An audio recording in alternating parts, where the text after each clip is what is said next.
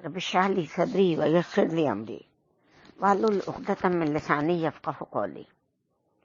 السلام علیکم ورحمۃ اللہ وبرکاتہ۔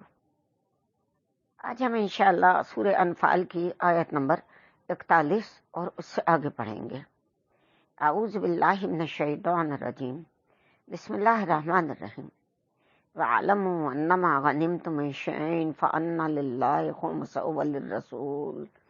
وَلِلرَّسُولِ وَذِي الْقُرْبَىٰ، اور جان لو کہ جو بھی غنیمت تمہیں حاصل ہوئی ہے اس کا خمس یعنی 5واں حصہ اللہ کے لیے، رسول صلی اللہ علیہ وسلم کے لیے اور رسول صلی اللہ علیہ وسلم کے قرابت داروں کے لیے ہے۔ وَاعْلَمُوا، جان لو، انما یقیناً، غنیمتم جو تمہیں غنیمت ملی، من شیء کسی بھی چیز، فا پس، انا بے شک، للہ اللہ کے لیے، خمس 5واں، ہو اس کا، وللرسول اور رسول کے لیے، وا اور لی کے لیے، ذی القربہ قرابت داروں کے لیے۔ اس آیت میں مال غنیمت کا حکم بیان ہو رہا ہے۔ واضح رہے کہ بعثت کے بعد سے رسول پاک صلی اللہ علیہ وسلم کا ذریعہ معاش کوئی نہیں تھا۔ شادی کے بعد حضرت خدیجہ رضی اللہ عنہ نے اپنی ساری دولت ہر قسم کے تصرف کے لیے آپ صلی اللہ علیہ وسلم کو پیش کر دی تھی۔ جب تک آپ صلی اللہ علیہ وسلم مکے میں رہے، کسی نہ کسی طرح اسی سرمایے سے آپ کے ذاتی اخراجات چلتے رہے، لیکن ہجرت کے بعد اس سلسلے میں کوئی مستقل انتظام نہیں تھا۔ پھر آپ صلی اللہ علیہ وسلم کے قرابت دار اور اہل و عیال بھی تھے جن کی کفالت آپ صلی اللہ علیہ وسلم کے ذمے تھی۔ ان سب اخراجات کے لیے ضروری تھا کہ کوئی معقول اور مستقل انتظام کر دیا جائے۔ چنانچہ غنیمتوں میں سے 5واں حصہ مستقل طور پر بیت المال کو دے دیا گیا، اور آپ صلی اللہ علیہ وسلم کے ذاتی اخراجات ازواج مطہرات رضی اللہ عنہن کا نان نفقہ اور آپ صلی اللہ علیہ وسلم کے قرابت داروں کی کفایت بیت المال کے ذمے طے پائی۔ والیتامى والمساکین وابن السبیل، اور اس میں حصہ ہوگا یتیموں کا، مسکینوں کا اور مسافروں کا بھی۔ وا اور الیتامى یتیموں کا، وا اور المساکین مسکینوں کا، وا اور ابن السبیل یعنی راستے میں چلنے والے مسافروں کے لیے۔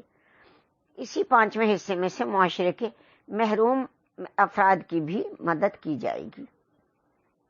کنتم آمنتم باللہ وما انزلنا علی عبدنا یوم الفرقان یوم التقى الجمعان، اگر تم ایمان رکھتے ہو اللہ پر اور اس شے پر جو ہم نے نازل کی اپنے بندوں پر فیصلے کے دن، جس دن 2 فوجوں کا ٹکراؤ ہوا تھا۔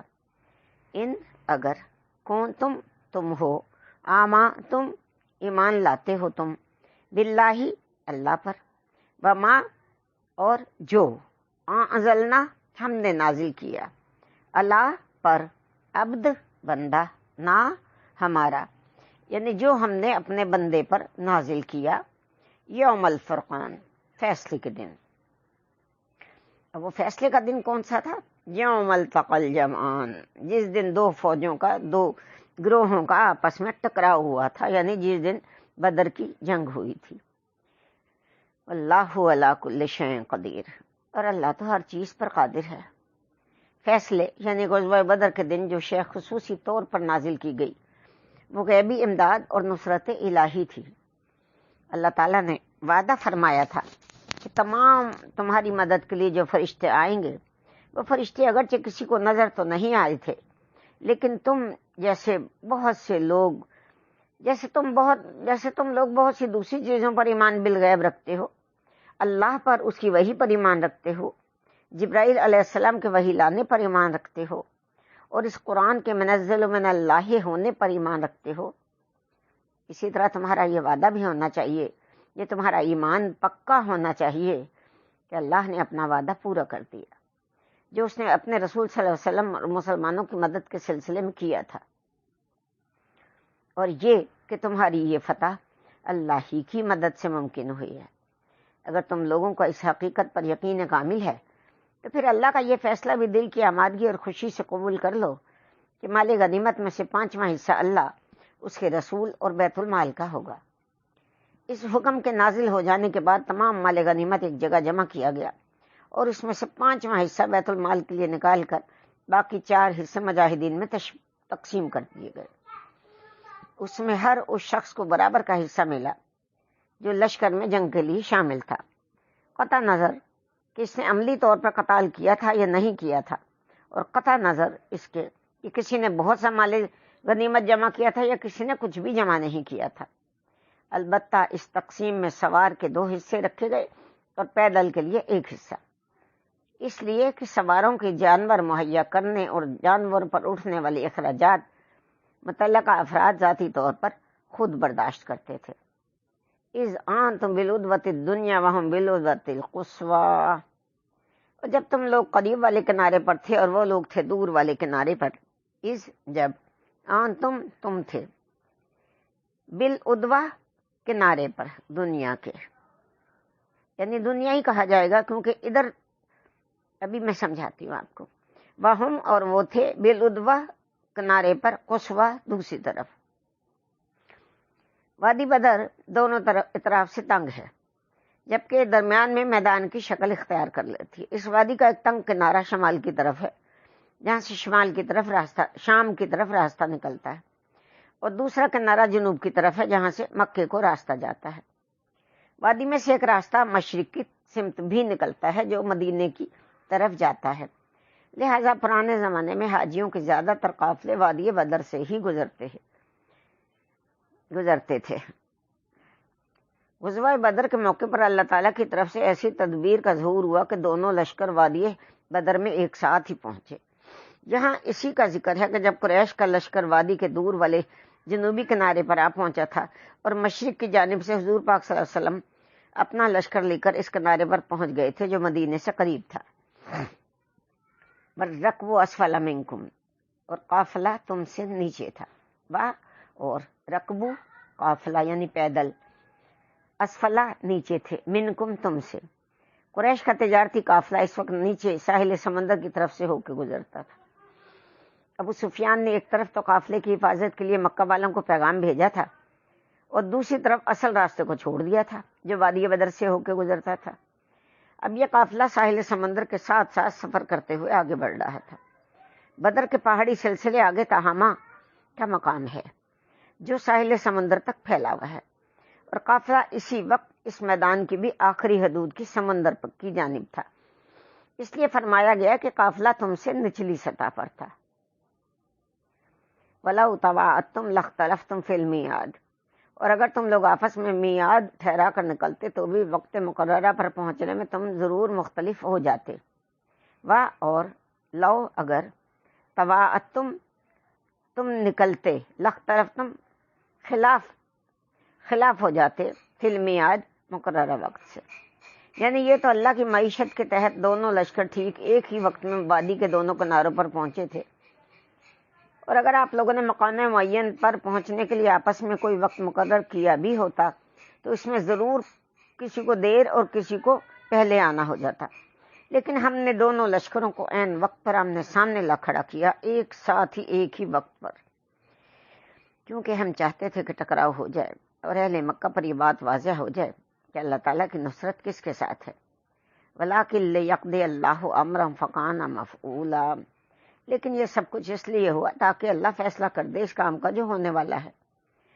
اور لیکن لے تاکہ، یقضیہ یہ فیصلہ ہوا اللہ کا، امرن کام کا، کانا ہوا مفعولا جو ہو جانے والا ہے، لیہلک من ہلاک عن بینہ تاکہ جسے ہلاک ہونا ہے وہ ہلاک ہو جائے بات واضح ہونے کے بعد، لے تاکہ یہلکا وہ ہلاک ہو جائے، من جو ہلاکا جسے ہلاک ہونا ہے، ام سے بینہ واضح ہونے کے بعد، یعنی حق کے واضح ہونے کے بعد کوئی ابہام نہ رہے۔ اہل مکہ میں سے ان عوام کے لیے بھی حق کو پہچاننے میں کوئی شک و شبہ باقی نہ رہے جنہیں اب تک سرداروں نے گمراہ کر رکھا تھا۔ اگر اب بھی کسی کی آنکھیں نہیں کھلتی اور وہ ہلاکت کے راستے پر ہی گامزن رہنے کو ترجیح دیتا ہے تو یہ اس کی مرضی، مگر ہم چاہتے ہیں کہ اگر ایسے لوگوں کو ہلاک ہی ہونا ہے تو ان میں سے ہر فرد حق کے پوری طرح واضح ہونے کے بعد ہلاک ہو۔ وَيَحْيَىٰ مَنْ حَيَّ عَن بَيِّنَةٍ وَإِنَّ اللَّهَ لَسَمِيعٌ عَلِيمٌ، اور جسے زندہ رہنا ہے وہ زندہ رہے واضح دلیل کی بنا پر۔ یقین اللہ سب کچھ سننے والا اور جاننے والا ہے۔ وا اور یحییٰ جسے زندہ رہنا ہے، من جو حیا اسے زندہ ہی رہنا ہے، بینہ واضح دلیل پر۔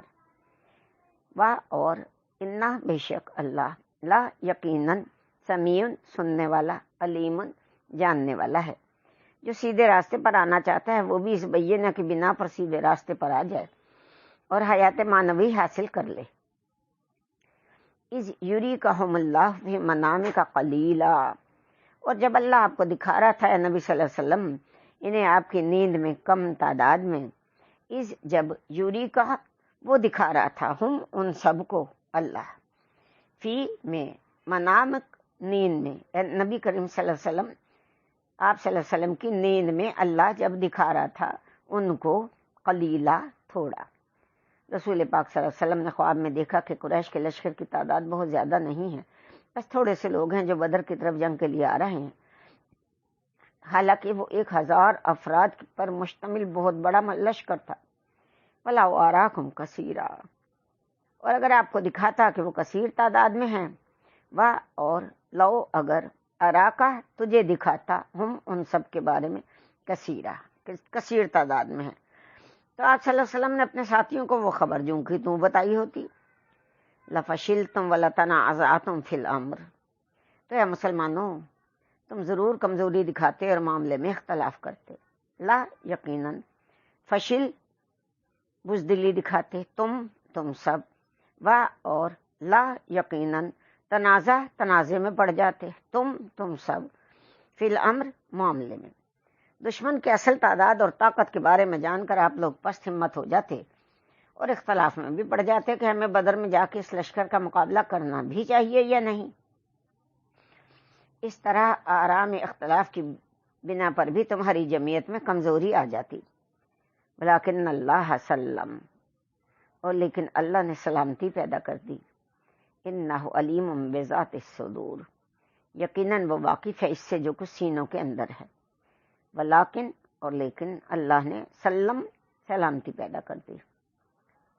انہ بے شک وہ علیم ہے، جاننے والا ہے، واقف ہے، بے کے متعلق ذات صدور دلوں کے اندر جو کچھ موجود ہے۔ رسول صلی اللہ علیہ وسلم نے جو خواب دیکھا وہ تو غلط نہیں ہو سکتا تھا، کیونکہ انبیاء علیہ السلام کے تمام خواب سچے ہوتے ہیں۔ کمیت کے پہلو کے لحاظ سے دیکھا جائے تو لشکر کفار کی تعداد 1000 تھی اور وہ مسلمانوں سے 3 گنا زیادہ تھے، مگر اس لشکر کی اندرونی کیفیت اکثر مختلف تھی۔ دراصل مکہ کے عوام الناس کی اکثریت حضور پاک صلی اللہ علیہ وسلم کو اپنے معاشرے کا بہترین انسان سمجھتی تھی۔ ان کی سوچ کے مطابق آپ صلی اللہ علیہ وسلم کے تمام ساتھی بھی مکہ کے بہترین لوگ تھے۔ مکہ کا عام آدمی دل سے اس حقیقت کو تسلیم کرتا تھا کہ محمد صلی اللہ علیہ وسلم اور آپ صلی اللہ علیہ وسلم کے ساتھیوں نے کوئی جرم نہیں کیا ہے، بلکہ یہ لوگ بس ایک خدا کو ماننے والے، نیکیوں کا حکم دینے والے اور شریف لوگ ہیں۔ چنانچہ مکے کی خاموش اکثریت کی ہمدردیاں مسلمانوں کے ساتھ تھیں۔ ایسے تمام لوگ اپنے سرداروں اور لیڈروں کے حکم کی تعمیل میں لشکر میں شامل تو ہو ہی گئے تھے، مگر ان کے دل اپنے لیڈروں کے ساتھ نہیں تھے۔ جنگ میں دراصل جان کی بازی لگانے کا جذبہ ہی انسان کو بہادر اور طاقتور بنا دیتا ہے۔ لہذا تعداد میں چاہے یہ لوگ زیادہ تھے، مگر معنوی طور پر ان کی جو کیفیت اور اصل حقیقت تھے اس لحاظ سے وہ بہت کم تھے، تو حضور پاک صلی اللہ علیہ وسلم کو خواب میں اللہ تعالیٰ نے ان کی اصل حقیقت دکھا دی تھی۔ وَإِذْ يُرِيكُمُوهُمْ إِذِ الْتَقَيْتُمْ فِي أَعْيُنِكُمْ قَلِيلًا وَيُقَلِّلُكُمْ فِي أَعْيُنِهِمْ، اور جب تم آمنے سامنے ہوئے تھے تمہاری نظروں میں انہیں کفار کو تھوڑا کر کے دکھاتا تھا اور ان کی نظروں میں تمہیں تھوڑا کر کے دکھاتا تھا۔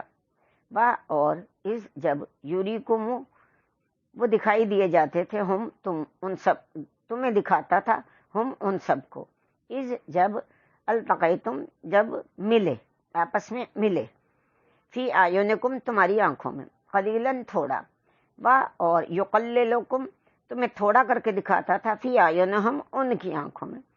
جب دونوں لشکر مقابلے کے لیے آمنے سامنے ہوئے تو اللہ تعالیٰ نے ایسی کیفیت پیدا کر دی کہ مسلمانوں کو بھی دیکھنے میں کفار تھوڑے لگ رہے تھے اور کفار کو بھی مسلمان تھوڑے نظر آ رہے تھے۔ ایسی صورتحال میں اللہ تعالیٰ نے یہ اس لیے پیدا کی تھی کہ تاکہ جنگ ڈٹ کر ہو. اس لیے وہ اس دن کو یوم الفرقان بنانا چاہتا تھا اور نہیں چاہتا تھا کہ کوئی فریق بھی میدان سے کنی کترائے. لِيَقْضِيَ اللَّهُ أَمْرًا كَانَ مَفْعُولًا وَإِلَى اللَّهِ تُرْجَعُ الْأُمُورُ، تاکہ اللہ پورا کر دے اس معاملے کو جو ہونے والا ہی تھا، اور تو تمام معاملات تو بالا آخر تو اللہ ہی کی طرف لوٹا دیے جائیں گے. تاکہ یقدیہ وہ فیصلہ کر دے اللہ امرن اس کام کا، کانا جو ہوا، مفعولا جس نے ہونا ہی تھا، اور اللہ اللہ ہی کی طرف ترجع الامور سب معاملات لوٹا دیے جائیں گے. وآخر دعوانا ان الحمد للہ رب العالمین. صدق اللہ العظیم.